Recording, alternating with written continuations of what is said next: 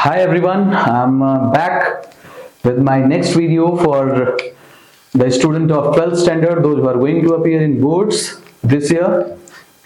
And this topic, what we have been started, the very first chapter is sexual reproduction in flowering plants. That's what we have to study here. In the very beginning, I have taught you there are three events for sexual reproduction in flowering plants. Three events, if you remember, I'm recalling you. The first event is pre-fertilization event. This is called pre-fertilization event. Then the second one, fertilization event, and the third one is post-fertilization event. In the first, this is the third video of sexual reproduction in flowering plants, and in the first pre-fertilization event we have studied that how the gametes are produced. So male gamete, female gamete, the organ system has been studied so far about it, and today we will talk about how the gametes are produced are going to be fused. So the process I am going to tell you, the pollen is been made by the stamen has to reach up to the female gamete. So let me draw a small diagram for that for your better understanding. This is the female reproductive organ. This is a female reproductive organ which is namely stigma, style, and this is called ovary. This is pistil, or this is also called carpel.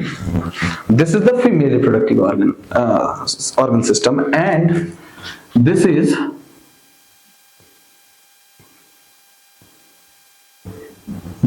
the male reproductive system made up of anther, and the second part is called filament.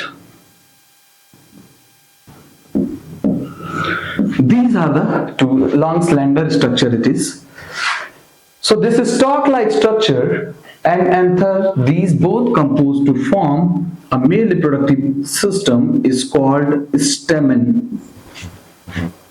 And these two organs are there responsible for the sexual reproduction. Let's see. This anther makes the gamete. The anther makes gamete, pollen. This is called pollen, and it has to transfer to the stigma because inside the ovary the megasporangium is there and fertilization will be taking place inside the ovary itself. So this pollen will be transferred from anther to stigma. Just listen to me carefully. I said transfer of pollen from anther to stigma. And this process of transfer of pollen from anther to stigma is called pollination. One question is waiting for you in the boards for sure from this pollination topic.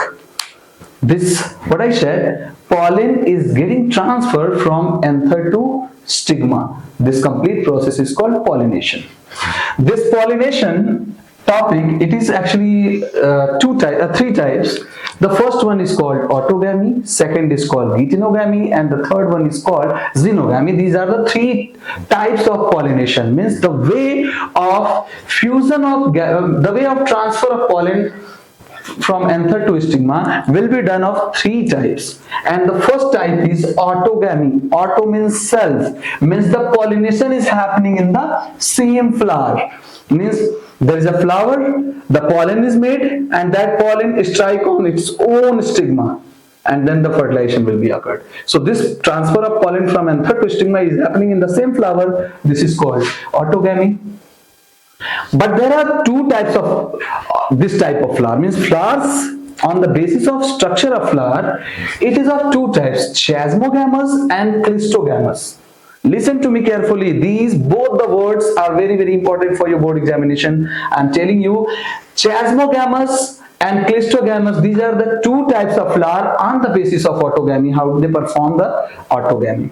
Chasmogamous means the anther and stigma are exposed. When their stigma and anther both are exposed, this is called chasmogamous. When anther and stigma are not exposed, is called clistogamous. So when it is not open, it is called open type of flower or open flower. When it is not exposed, it is called closed type of flower. So this chasmogamous is open flower and this clistogamous is closed flower. This is we have to understand. So this is anther and stigma. If it is not exposed and the autogamy is happening, this is called chasmogamous. When these both are not exposed and the transfer of pollen from anther is happening in the same flower, although they are not exposed, this is called clistogamous. So autogamy is of two types, chasmogamous and clistogamous. The examples I have written already.